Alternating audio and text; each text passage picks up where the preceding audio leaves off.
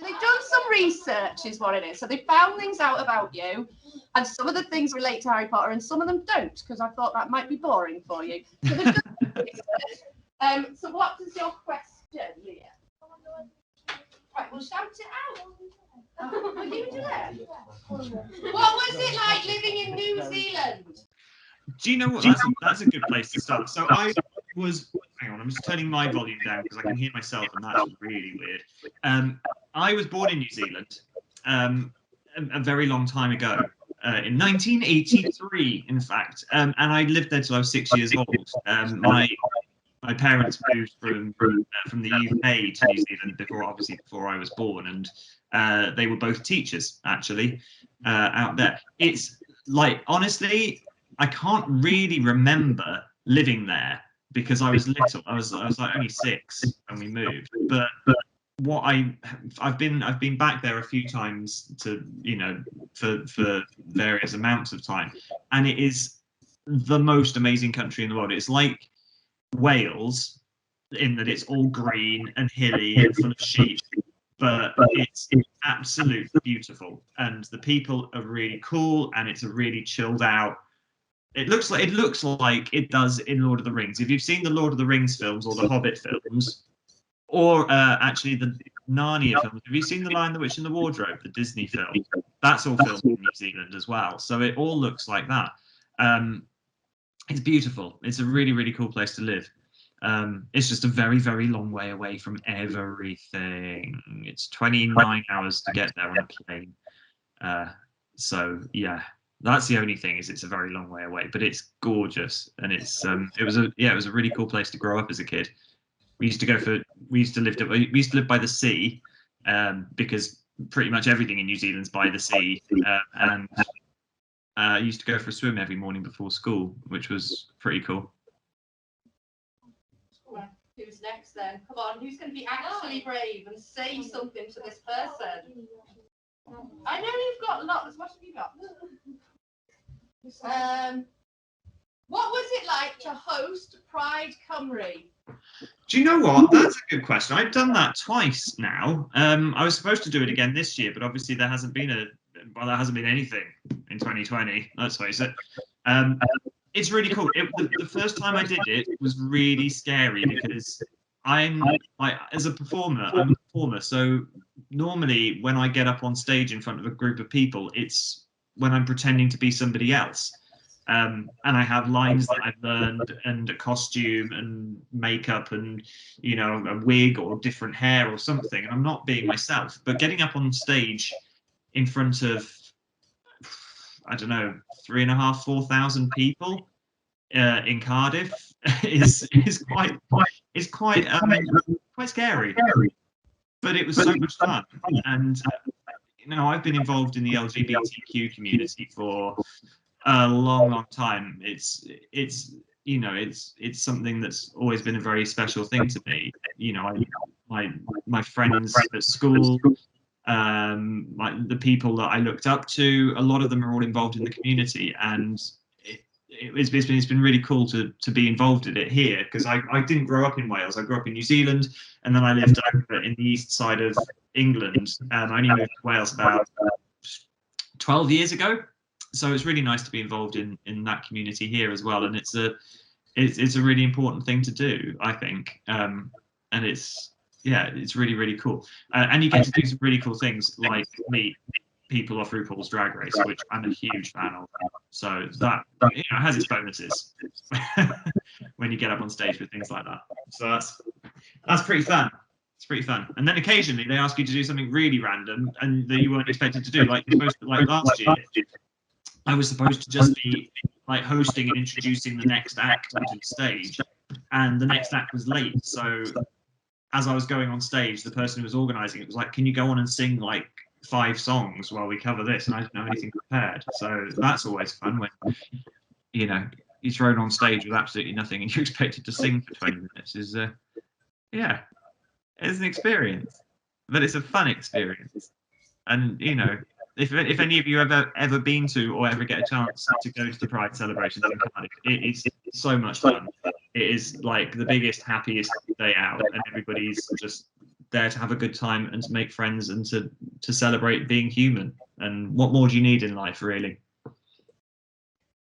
Good question. Oh, Sam's got a question. Go on, Sam, shout it. What inspired you to be an actor? Oh, what inspired me to be an actor? Well,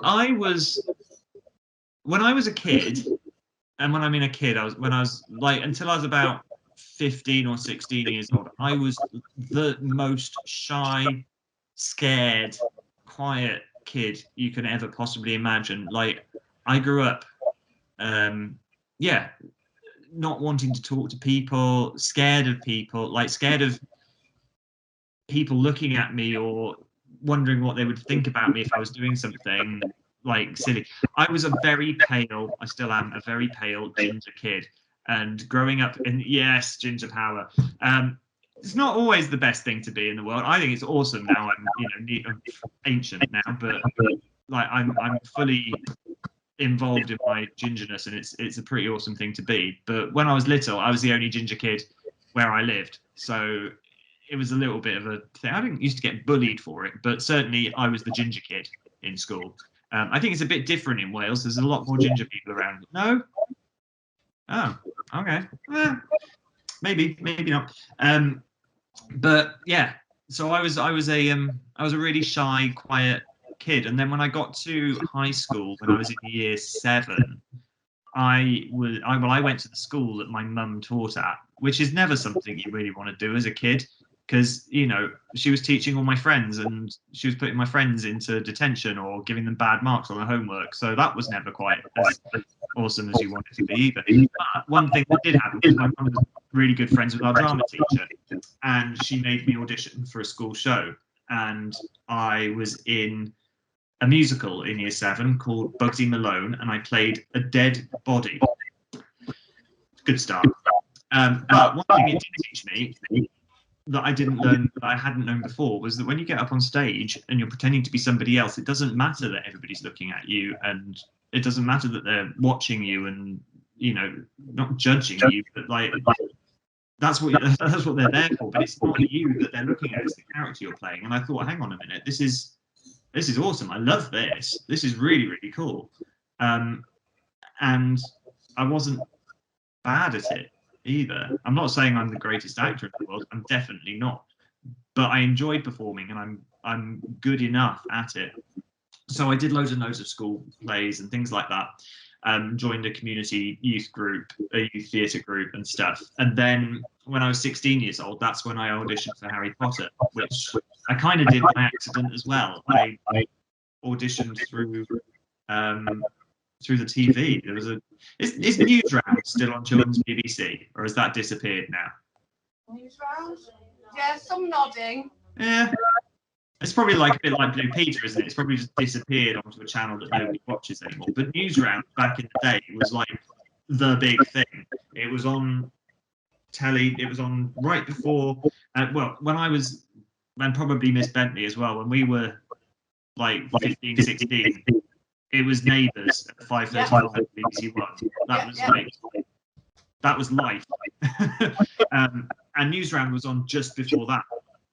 And like the last thing they had on the TV one day on Newsround was that they were making a Harry Potter film. They wanted just normal kids to basically write in and say, I would like to play Harry Potter because ... And they had to fill in a reason that they might want to play Harry Potter and send in a picture, or Ron or Hermione or whichever character. And I wrote in and said I wanted to play Percy. I didn't think for a second that I'd ever have a chance of doing it. I'd never won a competition or anything like that. So I wrote in, thinking nothing of it, and I wrote in saying, I want to play Percy Weasley because I'm 16, I'm ginger-haired, and I'm a school prefect. There's no other part I could possibly get, because apart from being an only child and Percy having like 1 million brothers and sisters, I am Percy. I'm a 16-year-old ginger school prefect. That's exactly who he is. Anyway, so I did that, and they said if you don't hear anything from us in 2 weeks' time, then you haven't got it. You won't get an audition. Sorry. And that was in April in the year 2000, and in, I think, late August of that year, I got this phone call out of nowhere saying, "Can you come to London tomorrow or an audition for the Harry Potter film?" And like literally, I did, and then like a week later, I started filming it. So that's how I became an actor, and that's sort of why I wanted to get into performing, is because it gives me an opportunity, and it gave me an opportunity to be more than what I thought I was at the time, I guess. That's what I love about performing arts, is it's this wonderful thing that you can be whoever the hell you want to be. And sort of over the years, I've worked out that like I can apply that to my real life as well as to whatever character I'm playing, and that's a good thing. Right, come on then, kids. Olivia, have you got a question? She's got 4 questions. Four. My word. Go on, you're going to shout one out. What is it like to be a patron of transfiguring adoption? What's it? Sorry, say that again. Pull your mask down, Olivia, and shout it. What is it like to be a patron of transfiguring adoption? That is a really special thing, actually. So transfiguring adoption, you guys really have done your research, haven't you? I did warn you. Sorry? I did warn you. No, this is good. This is really good. So I was adopted when I was a baby. I think I was like 10 days old when I was adopted. So adoption's always been and it's always been something I've known. I was never like, you know, some kids who were adopted who didn't find out until they were teenagers or even older than that sometimes. But I've always known I was adopted. So it's always been a big part of my life and something I've been very special and very lucky to have had in my life.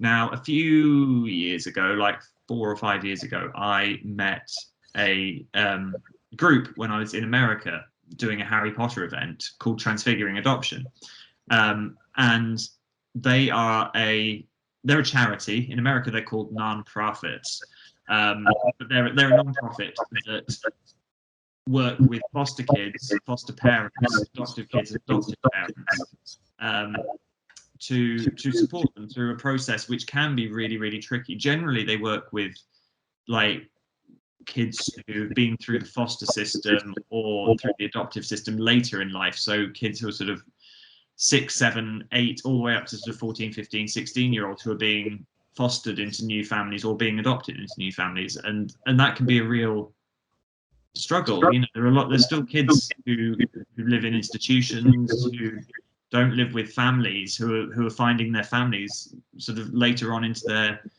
you know, childhood and into their teenage years. And Transfiguring Adoption use their skills, and specifically actually they use Harry Potter and things related to Harry Potter to help families to find ways to sort of find this middle ground with the kids, to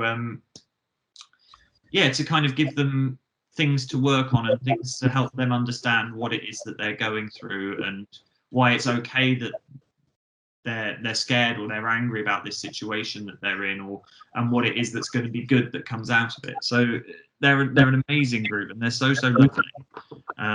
It's a really special thing to be a part of. They do work over here in the UK as well. They are an American charity, and a very small one at that, but they're starting to spread across the world, and that's one of the good things. Like Harry Potter's such an enormous thing, and it brings such a lot of love and joy to a lot of people's lives, that it's great that it can do things like that, and it's great that it's given me the opportunity to be able to help with things like that as well. I have a question. Yes, miss. Are the wands in the film really magic? Yes. Thanks. Anyone else? I'm legally and contractually obliged to tell you that magic is real. Oh, jolly good. Can you fly on a broom? No, have I what? Sorry? Can you fly a broom? I can't. Why not? I was never taught how. Oh, that's a very sad thing. Percy never flies. Does he not? No, he doesn't. And I'm kind of glad, because if you've seen any of like the behind the scenes footage of them filming Quidditch scenes on Harry Potter, it is the most uncomfortable, deeply unpleasant experience you can ever have. Like here's one. I learned this recently. I was doing an online Q&A thing like this, but with a couple of other actors for an event, and one of the actors was my friend Sean Bigstaff, who plays Oliver Wood, the Quidditch captain in Harry Potter films. And he was I'd never realised this because I had nothing to do with Quidditch, but every 7 seconds of a Quidditch match you see on a Harry Potter film takes 1 day to film. So in a day, and a filming day is from 7 a.m. till 7 p.m. So for every 12 hours they work on a broomstick, they only get 7 seconds of film out of that. And they're sat on they're dangled off harnesses from the ceiling, sat on really hard plastic bikes. It sounds horrible. I'm so glad I missed out on it. Has anyone got another question? Go ahead. I like your t-shirt. Thank you. Can you see what it says from here? Yeah, stand up. Hang on. As far as it goes, I didn't know if it said anything else. No. Red hair, hand-me-down robes. It's available on chrisrankin.co.uk. Oh, darling. Yes. What more questions do we have? We have got a lot of questions. I can actually see them. I don't know why they're being so quiet. Come on, Leah. Leah is never quiet. And neither is Millie, come to that. My 2 noisiest kids are being quiet. I'll read it. Definitely not read it, yeah. Millie, you always do. Which one?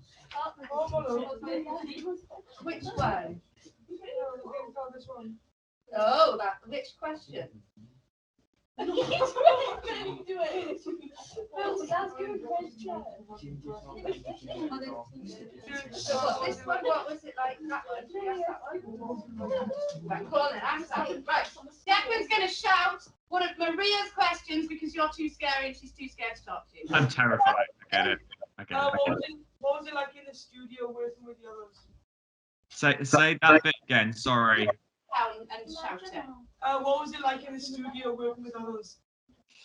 So the studios were weird. When we worked at the Harry Potter Studios, which is just outside of London, they've now been completely refurbished and they look like Hollywood studios. But when we were there, it was basically an abandoned warehouse.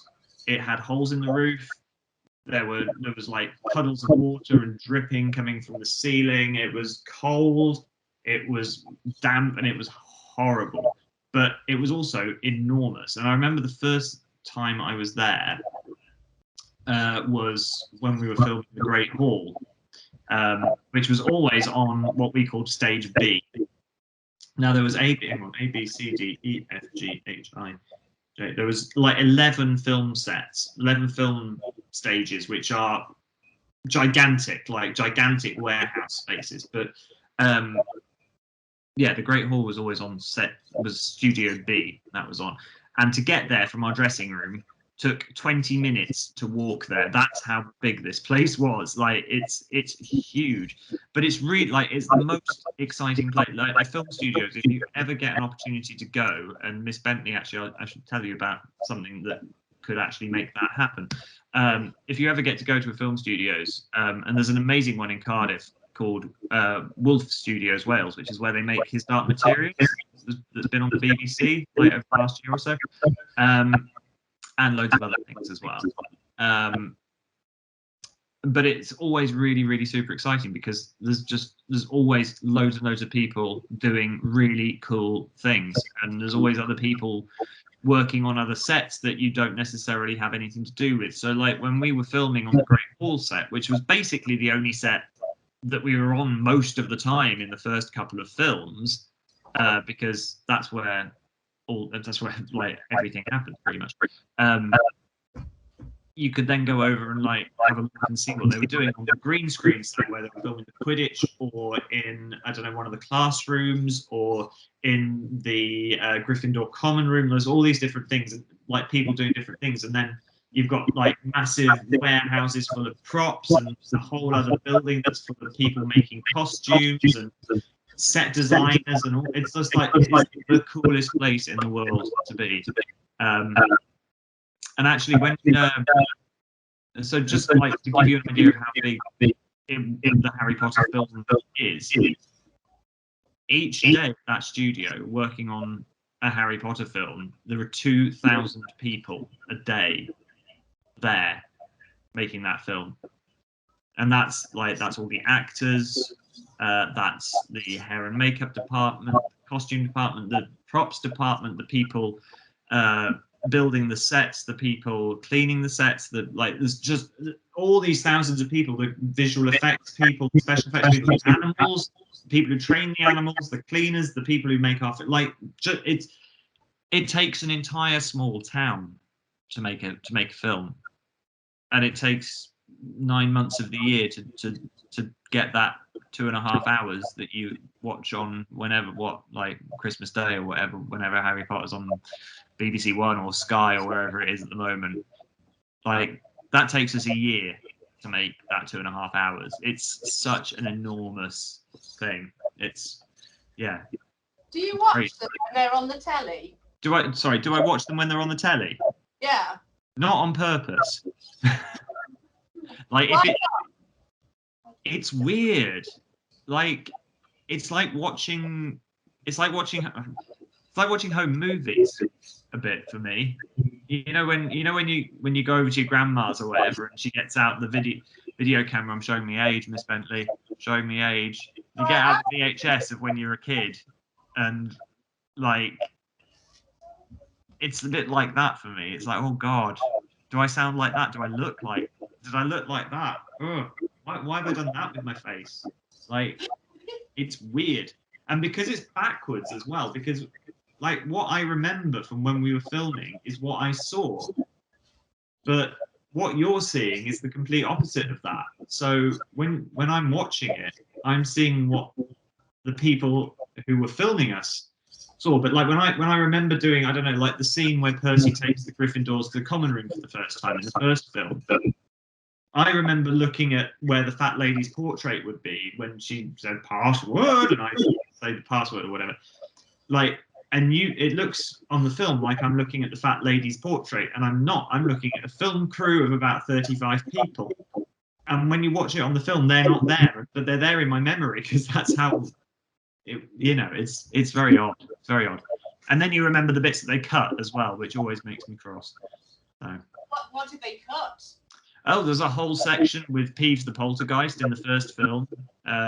If anybody's read the books, you'll remember Peeves the Poltergeist, who's a pain in the bottom. And we filmed a load of stuff with that. And there was this amazing, amazing actor called Rick Mail, who I'm sure Miss Bentley can tell you about if you haven't heard of him. But he was playing Peeves the Poltergeist, and he was so funny and so naughty and like rude, and it was just brilliant. And like a 16-year-old kid who'd never acted before, like me, I was just like an awe of this guy, and I got to work with him for like 10 days, and he taught me all sorts of things about doing comedy, and well, he taught me all sorts of words I don't think I'd heard before as well, and I've made much use of them since then as well. None of them I can repeat to you, however.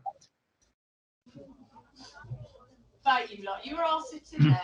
Bet you've got questions in your head, and you've got an opportunity now to ask anything you want.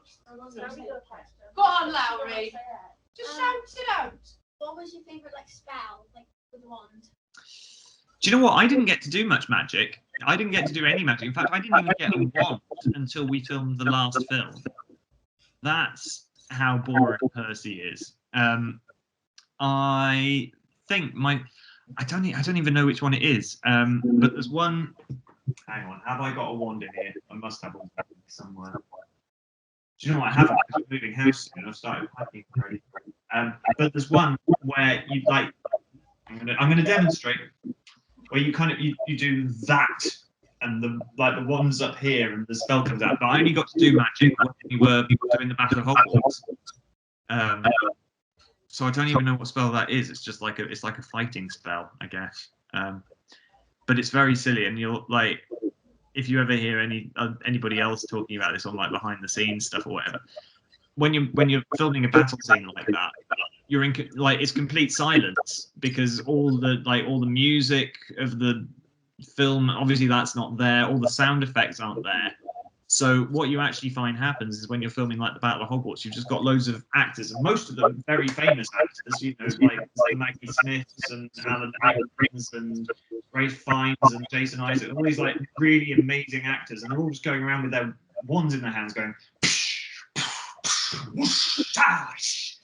It is the weirdest thing you've ever experienced in your life. There's a load of people who have Oscars and BAFTAs and like all the acting awards making silly noises like they're 3-year-old kids play fighting in the playground. It's brilliant, but very, very silly. I think that like the fighting stuff is my favorite. I didn't get to use any other spells. I suppose Lumos is quite a good one, though. Yeah. Good question, though. Good question. Thank you. Right, come on, the rest of you. We make the most of this time now. You are? Lady, you got something to say? Go on, Lady. Pull the mask down and shout in that direction. What advice would you give to someone who wants to go into acting? Very good question. Very good question. So, I would say I've been really lucky.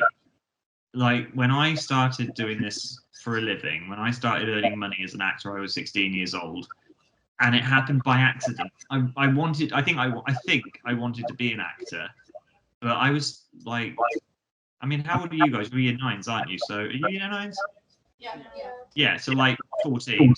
Like I wasn't much older than you. I was like a year and a half older than you when I did this, when I started doing this. And I think I'd worked out by then that I probably wanted to be an actor, but normally what would happen is that you'd go to, you'd do your GCSEs and your A levels or whatever, and then you'd try and go to drama school somewhere, and then just join the rest of the people who want to be actors in the world, and that's really, really hard. Like it's a super, super difficult profession to work in. It's what they call a vocation. It's not something that you want to do because you're going to make a massive and wonderful career out of it, make loads and loads of money and be super famous. Becoming a performer is something you have to do because you can't imagine doing anything else. In the whole wide world, at any one time, and probably now is not the right time to be saying this because it's going to be way higher than normal, but 98% of actors in the world aren't working as actors. Only about 2% of actors in the world are actually working as actors, and it's because it's that hard.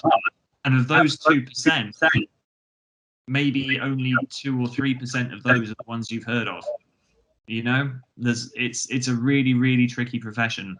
And I always say to people who say, how do I become an actor?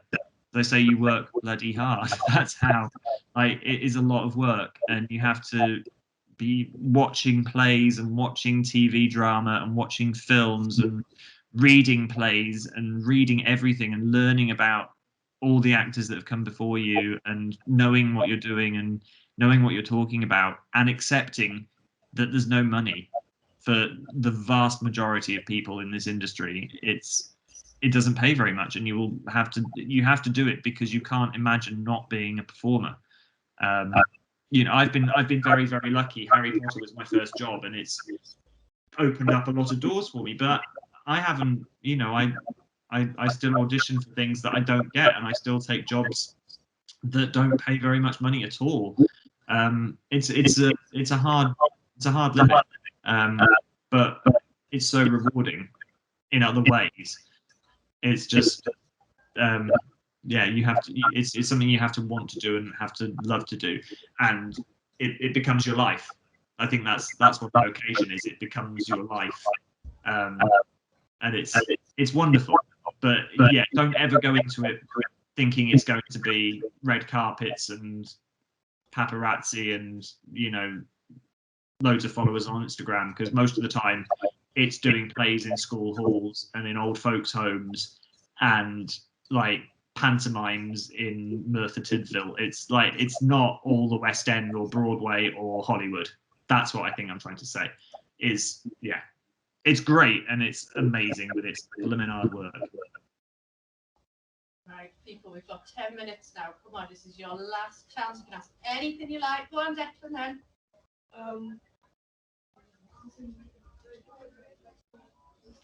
Honestly, Maria, just say it yourself, love. All right.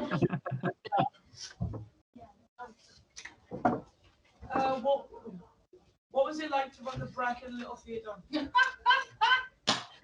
It's a good question to ask me today, as I've spent all morning emailing people asking very angry questions about this.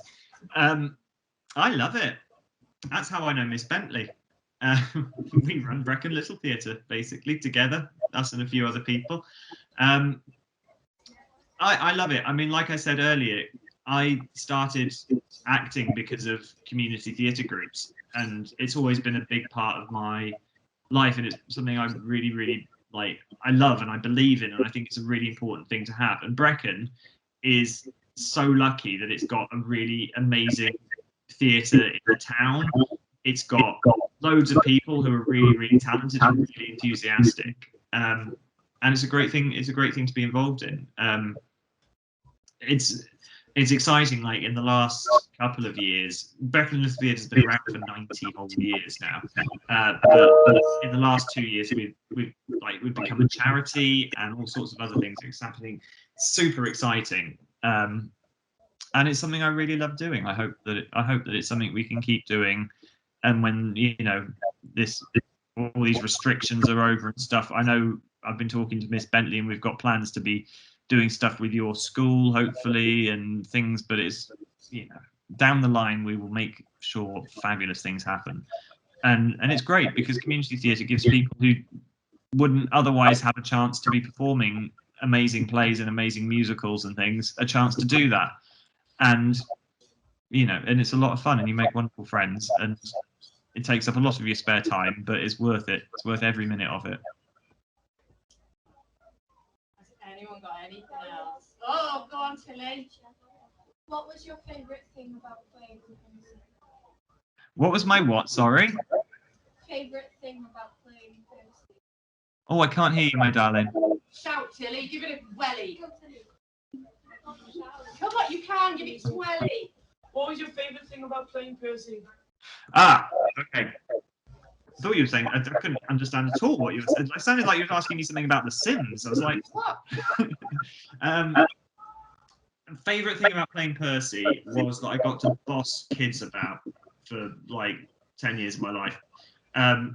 One of the weird things about like that environment on Harry Potter was because like I was part of the child class. I was one of the students at Hogwarts, but Harry, Ron, and Hermione are 11 years old. Percy's 16 years old. So there's like this huge age gap between us, although we're all kind of stuck together in the same "you are children" bubble. So we had to do schooling together. We had a classroom about the size of yours, I think, that all the kids were learning in, from 11 years old up to 16 years old, and we were sort of all doing our own little things in the corners, and the teachers would come around and sort us out. So I think it was great because we grew up together and we were all learning together at the same time. And one of the things I really liked about playing Percy was that they treated me a little bit like Percy, which meant that when they were being silly or being pains in the neck, and we're still working long days. We work, like I said, from 7 a.m. until 7 p.m. and at 7 p.m. the kids get tired and they get silly, and they start to mess up or mess about, and I could be a bit more like Percy with them, and I could tell them to shut up and quite enjoy it, and they would listen, which was even better. But I think my favourite thing, one of the things I really like about playing Percy, is I feel like he's a really misunderstood character. He is bossy, he is a do-gooder, he's boring, he plays by the rules, but he means well. I think he's very misunderstood as a character. Everyone thinks he's this boring, big head boy kind of, oh, look at me, I'm school prefect. But he's just trying his best. he's just trying his best. He just wants to do well, and I think that's an important thing for him. Yeah, he's a good one, really, is Percy, and I think I'm probably going to spend the next 20 years of my life defending him as well. But there we go. Anyone else? Go on, Larry. Are you still in touch with anyone from Harry Potter? Yeah, I am still in touch. I'm like in a normal year, I'd say probably about half of my work is Harry Potter related stuff. So I go to Comic Cons and like film and TV conventions and stuff, and I'm really lucky to do that. And I get to go all over the world doing it and talking to people about Harry Potter. And normally there's 2 or 3 of us from Harry Potter who do that, and it's always a different 2 or 3 people. So normally I see somebody from Harry Potter pretty much once or twice a month. You know, which is a bit weird because it'd be like you guys seeing somebody from this classroom once or twice a month for the rest of your life, and the chances of that happening, I don't know. It you know, you'll all go off and do different things in life, and you know that's how it is. But when you kind of see people that you essentially went to school with, you know, and suddenly you're going to Florida together for the weekend, or you're going to France for the weekend to do work, and it's weird, but it's great at the same time. It's lovely because Harry Potter is such a unique thing in the world. Like as a film series, there's us, there's Star Wars, and there's Lord of the Rings, and we're like the big 3 movie franchises. I think maybe not Twilight. That's ridiculous. But yeah, it's something that not everybody else in the world can understand. So it's nice to still be able to see them and to talk to them and to kind of catch up and find out how things are for them. It's been weird this year that I've not seen people, but like normally I'd be seeing somebody all the time. I think later on in the year I'm supposed to be going to do some work in Europe with 2 or 3 of them, and I think that will probably be a guy called Stanislav Janevsky who plays Victor Krum, the Bulgarian Tri-Wizard tournament guy. He's a really good friend. He's also gigantic these days. He's like a full bodybuilder, and like I'm this teeny little scrawny thing next to him. And I see a lot of Josh Herdman, who plays Crabbe, Draco Malfoy's little friend, and I see Sean Biggerstaff, who plays Oliver Wood quite a lot. I see Afshan, who plays one of the she plays Padma Patil, one of the Patil twins. I see Ivana Lynch, who plays Luna Lovegood. I see her, I don't know, a couple of times a year, but she's quite often she lives in America quite a lot now. Yeah, we see this. It's nice. We get to spend a lot of time with people, and it's a special thing. It's like having a school reunion like every 6 months, which is great. Anyone else? Declan, did you want to have something? Yeah, are you ginger or strawberry blonde? I'm Auburn, actually. Ginge. Yeah, full ginge. Full ginge. Yeah. Unlike some of the Weasley family who had their hair dyed, but that's a different story. Huh? Was the twins, did they dye their hair? Yep, they did. Absolutely disgraceful. You were committed, though. Pardon? You were committed. Well, I suppose so, yeah. I mean, they were real twins, so that's, you know. Yeah, I suppose so. Can't have it both ways. Well, I suppose you could.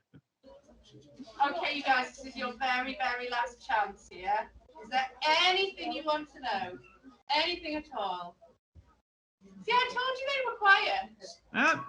Do you know what? You've been one of the better audiences for questions I've had in a very long time, though.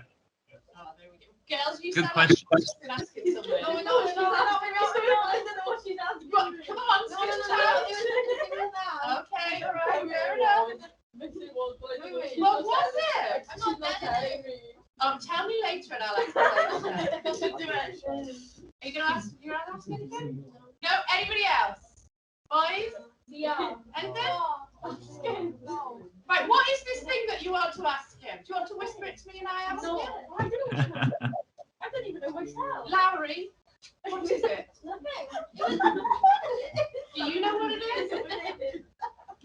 I'll find out and I'll get back to you. Desperate to know. Drop me a message later. I will get it out of them. They've got me for an hour and 10 minutes. So I will get look at that for all. We're doing an inspector calls. Can I speak this time? Because you gave me a roll last time. It didn't. Okay. Right. Okay. Well, in that case, we shall say thank you very much. Can you all say thank you? My pleasure. It's been nice talking to you all. They're still giggling.